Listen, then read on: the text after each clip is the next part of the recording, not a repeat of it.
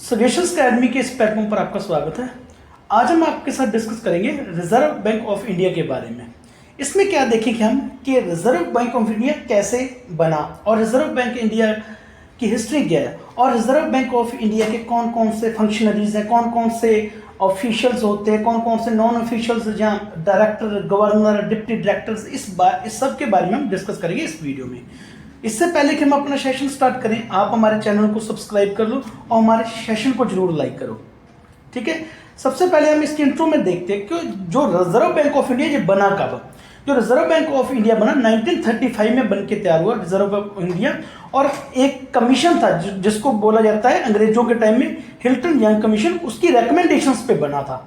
Hilton young commission था जो उसने सिफारिश की थी, फिर आरबीआई बना था और आरबीआई बना था 1935 में बना था और ये आरबीआई एक्ट 1934 के तहत बना था, ठीक है। और आज ये इंडिया के सेंट्रल बैंकिंग इंस्टीट्यूट की तरह काम कर रहा है या सेंट्रल बैंक की तरह काम कर रहा है, ठीक है ना। इसने अपने ऑपरेशंस कब स्टार्ट किए, इसने काम करना कब शुरू किया? इसने काम करना शुरू किया 1 अप्रैल 1935 को। ब्रिटिश रूल में ही इसने काम करना शुरू कर दिया था और ये जो काम कर रहा है वो आरबीआई एक्ट 1934 के तहत कर रहा है, उसके अकॉर्डिंग कर रहा है, ठीक है। जब आरबीआई स्टार्ट हुआ 1935 में, तब ये एक प्राइवेट कंपनी की तरह काम कर रहा था। इसमें शेयर होल्डर्स थे, ठीक है, डिफरेंट पर्सन्स का इसमें शेयर था, तो एज ए प्राइवेट कंपनी ये काम कर रहा था। बट इसका राष्ट्रीयकरण कब किया गया, इसको नेशनलाइजेशन इसका कब किया गया? इसका नेशनलाइजेशन किया गया 1949 में, ठीक है ना। और किस एक्ट के तहत इसका नेशनलाइजेशन किया गया? वो था RBI act, transfer of public ownership act 1948 के तहत इसका नेशनलाइजेशन किया गया। नेशनलाइजेशन का मतलब इसको सरकारी बना दिया गया 1948 में, ठीक है, सर 1949 में, और आरबीआई एक्ट 1948 के तहत किया गया था। अब ये फुली गवर्नमेंट द्वारा ओन किया जाता है, ये जो हमारा आरबीआई बैंक है, ठीक है।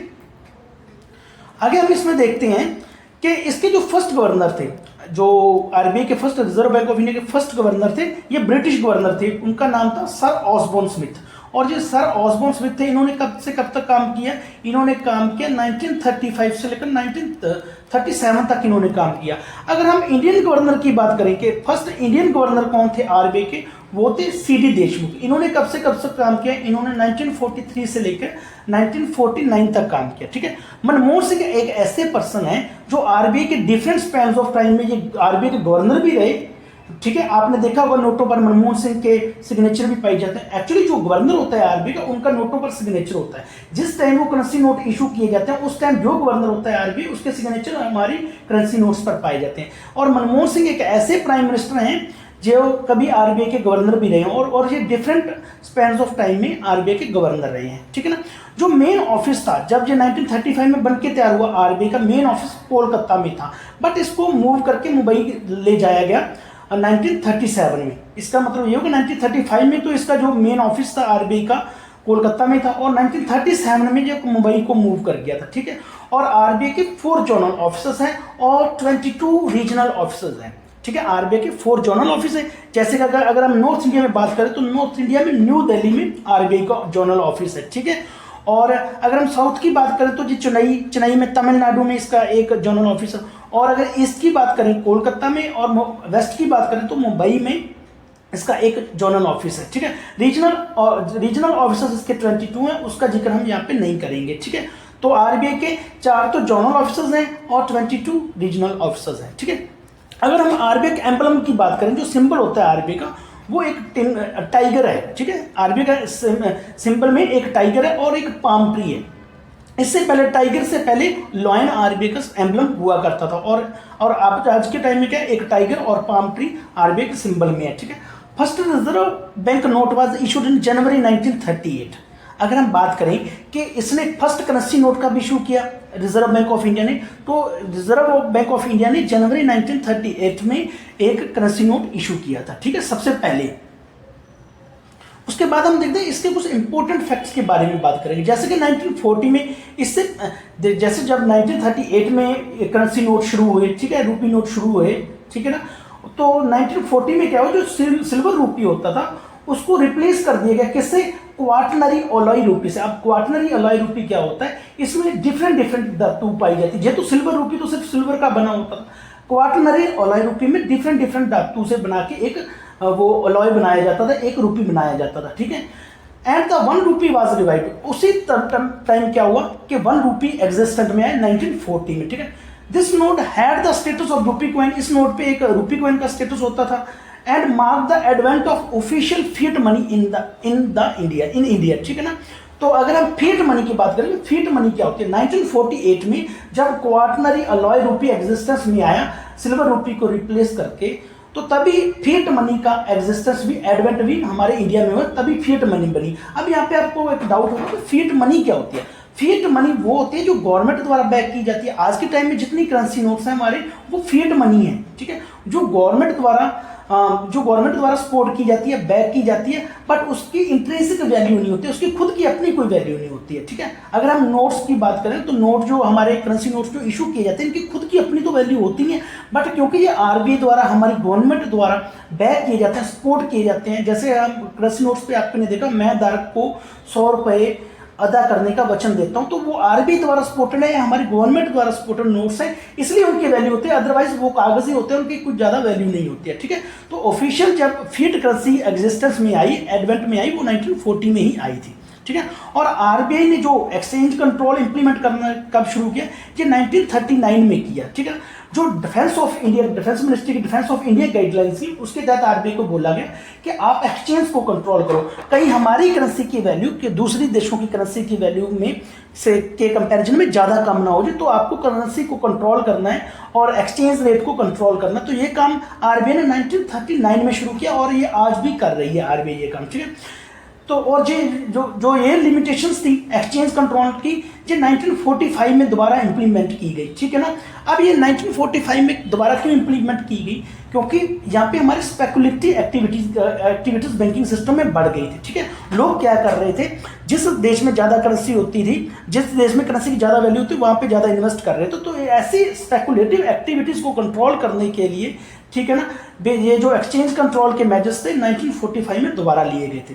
Security threats were initially used on rupee notes in 1944 as a security measure. आपको काउंटरफीटिंग का पता होगा, जैसे कि नोटों का डुप्लीकेशन कर लिया जाता है, नकली नोट बना लिए जाते हैं, तो उससे सब 1944 में फर्स्ट टाइम सिक्योरिटी थ्रेट्स का यूज़ किया गया।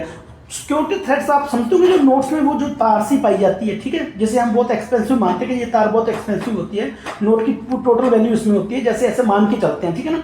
तो वो सिक्योरिटी थ्रेट्स का भी यूज़ किया गया 1944 में, फर्स्ट टाइम सिक्योरिटी थ्रेट्स का यूज़ किया गया एज ए सिक्योरिटी मेजर, ताकि काउंटरफिटिंग को रोका जा सके, नकली नोटों की जो कंस्ट्रक्शन हो रही थी, जो नकली नोट्स बन रहे हैं, उनको बंद किया जा सके। तो 1944 में सिक्योरिटी थ्रेट्स का यूज़ किया गया था। आगे हम इसमें देखते हैं कि फंक्शनरीज कौन कौन से होते हैं। अब जो आरबीआई कैसे काम करता है और इस आरबीआई की एक्टिविटीज़ को कौन चलाते हैं, कौन कौन से ऑफिशियल्स और नॉन ऑफिशियल्स इसमें इन्वॉल्व होते हैं, तो आपको बता दें, आरबीआई को जो गवर्नर करते हैं वो सेंट्रल बोर्ड ऑफ डायरेक्टर्स करते हैं, और इस सेंट्रल बोर्ड ऑफ डायरेक्टर्स में 21 मेंबर्स होते हैं, ठीक है ना। पहले तो हम करेंगे ऑफिशियल डायरेक्टर्स कौन कौन से होते हैं। ऑफिशियल डायरेक्टर्स होते हैं जैसे governor and not more than 4 deputy governors. आपको पता है कि एक तो गवर्नर होता है, आरबीआई का एक गवर्नर होता है, और not more than 4 deputy directors, ठीक है। जो डिप्टी डायरेक्टर्स होते हैं, डिप्टी या गवर्नर होते हैं, वो 4 होते हैं, ठीक है। इसका आपने ध्यान रखना। तो 5 तो ये हो गए। फिर नॉन ऑफिशियल डायरेक्टर्स होते हैं which include 10 directors from various fields nominated by government of India and they hold office for 4 years. और 10 डायरेक्टर्स होते हैं, ठीक है ना, जो गवर्नमेंट ऑफ इंडिया द्वारा नॉमिनेट किए जाते हैं, और वो लगभग 4 सालों तक अपने इस पद पर रहते हैं। और यहाँ पे हम देखें तो 5 तो 6 हो गए, 10 या 15 हो गए, और उसके बाद 1 director nominated by each of the 4 local boards of RBI, ठीक है ना। तो 1 डायरेक्टर 4 लोकल बोर्ड्स द्वारा, जो हर एक लोकल बोर्ड एक डायरेक्टर नॉमिनेट करता है। तो 15 तो ये हो गए, 4 ये हो गए, 4 और 15 19, और 2 government officials nominated by government of India, और 2 गवर्नमेंट ऑफिशियल्स होते हैं जो गवर्नमेंट ऑफ इंडिया द्वारा नॉमिनेट किए जाते हैं। तो ये सेंट्रल बोर्ड ऑफ डायरेक्टर होते हैं, इसमें 21 मेंबर्स होते हैं, ठीक है, ये आपको ध्यान रखना है, ठीक है। उसके बाद हम आगे देखते हैं कि जो गवर्नर और डिप्टी गवर्नर्स होते हैं आरबीआई के, वो नॉमिनेटेड किए जाते हैं गवर्नमेंट ऑफ इंडिया द्वारा। देखो मैंने आपको पीछे बताया कि एक गवर्नर होता है और 4 डिप्टी गवर्नर्स होते हैं, यहाँ पे डिप्टी डायरेक्टर्स लिखा है, यहाँ पे 4 डिप्टी गवर्नर्स होते हैं, ठीक है। ये नॉमिनेट किए जाते हैं किसके द्वारा, ये नॉमिनेट किए जाते हैं हमारी गवर्नमेंट द्वारा हैं। And they have tenure not more than 5 years, और ये 5 साल से ज़्यादा नहीं रहते हैं, ठीक है। Governor of the RBI draws his power from the RBI act. जो आरबीआई एक्ट 1934 है, गवर्नर को उससे पावर मिलती है। गवर्नर को पावर कौन प्रोवाइड करता है? RBI act 1934। और यही सारे आरबीआई के बिजनेस को देखता है गवर्नर, ठीक है। उसके पास ही सुपरिंटेंडेंट्स पावर होती है, ठीक है।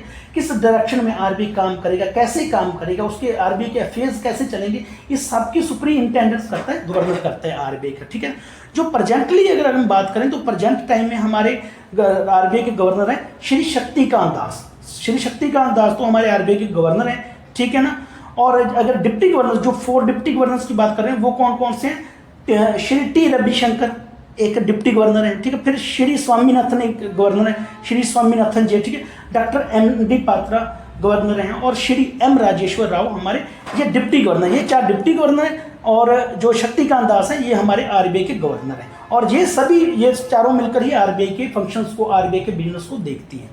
अगर आपको हमारा ये सेशन पसंद आया तो हमारे चैनल को सब्सक्राइब करो और हमारे सेशन को लाइक करो। Thanks for watching, thanks for being with us.